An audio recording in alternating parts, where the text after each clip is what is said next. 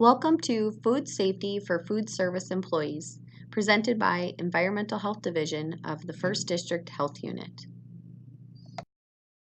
There are 8 parts to this presentation. You must watch all 8. This is part 2. Take notes for each part. Contact any FDHU office to schedule an appointment to take the test. To take the test, you will need to bring handwritten notes in your own handwriting, a valid photo ID, and payment in the form of cash or credit card. Foodborne illness, part 2. So how do viruses and bacteria get into food? Sources would include things like undercooked meat, spore-forming bacteria on cooked foods, contaminated ingredients, or through the fecal-oral route from infected employees.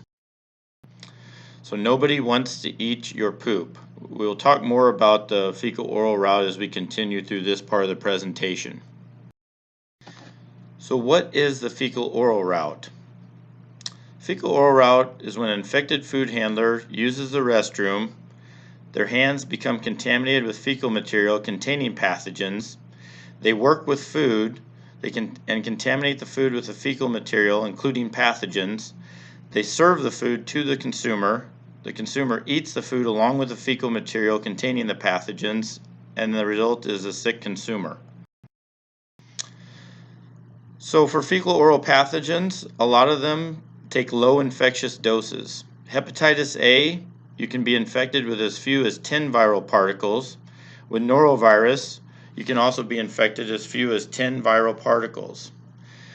These fecal-oral pathogens are shed in high amounts. Hepatitis A has 100 million viral particles per gram of fecal material. Norovirus has up to 1 trillion viral particles per gram of fecal material, and there's up to 30 million viral particles per vomiting incident. Our fecal-oral pathogens of particular concern would include Salmonella typhi, non-typhoidal Salmonella, Shigella, enterohemorrhagic or Shiga toxin-producing E. coli, Hepatitis A virus, and norovirus. So for Salmonella, there's different types that exist and can occur in food. A few examples would be poultry, flour, ground beef, and other foods. Your symptoms usually occur in 12 to 72 hours.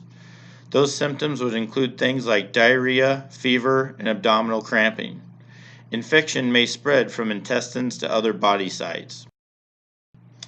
For Shigella, it's usually found in humans. Those symptoms can occur in 24 to 48 hours, and they would include things like abdominal pain, diarrhea, which may contain blood or pus, fever, nausea, and drastic dehydration. These bacteria can be present in feces for up to 4 weeks after illness. E. coli 0157H7 can be found in ground beef, raw milk, and other foods. Usually you will see symptoms in 3 to 4 days, which would include things like abdominal cramps, watery diarrhea, often bloody, and vomiting. 5 to 10% of these cases will develop hemolytic uremic syndrome. Hepatitis A virus is another one found in humans. Symptoms usually occur in 28 to 30 days, but can be up to 50 days. Symptoms would include things like nausea, vomiting, diarrhea, abdominal pain, fever, headache, fatigue, dark urine, or jaundice. Jaundice is a disease that causes a yellowing of the eyes, skin, and mucous membranes. It's usually shed in the fecal material for 1 to 2 weeks before symptoms appear. Norovirus is another pathogen that is found in humans. Symptoms usually occur in 12 to 24 hours and can include nausea, fever, abdominal cramps, vomiting, and watery diarrhea. Up to 30% of infected people show no symptoms. Norovirus can be shed in fecal material for up to 2 weeks after symptoms stop and is highly infectious and is the leading cause of foodborne illness in the U.S. per year.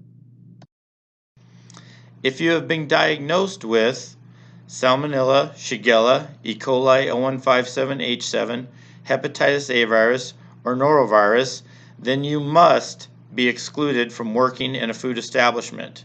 You must report this to your person in charge, and that person in charge must then notify 1st District Health Unit. If you have jaundice, you must also be excluded from working in a food establishment. You must report this to the person in charge, and the manager must then notify 1st District Health Unit. If you have any of the following symptoms, diarrhea, vomiting, sore throat with fever, you must report to the person in charge. And you must also be excluded from working for a period of time ending at least 24 hours after symptoms end. If you have a lesion containing pus or an infected wound that is open or draining, if it's on the hand, then you'll need to wear a bandage on the wound and single-use glove at all times while working with food. If it is on the arm, you need to wear a bandage to cover that wound. The purpose of this is to prevent bacterial staphylococcus from contaminating the food. If you have persistent coughing, sneezing, or a runny nose causing discharge from the eyes, nose, or mouth, you must limit those tasks so you do not contaminate food, food contact surfaces, single-use items, etc. Employee health policy is a required document for any food establishment within the 1st District Health Unit. Examples can be found at fdhu.org, fda.gov, or from your inspector.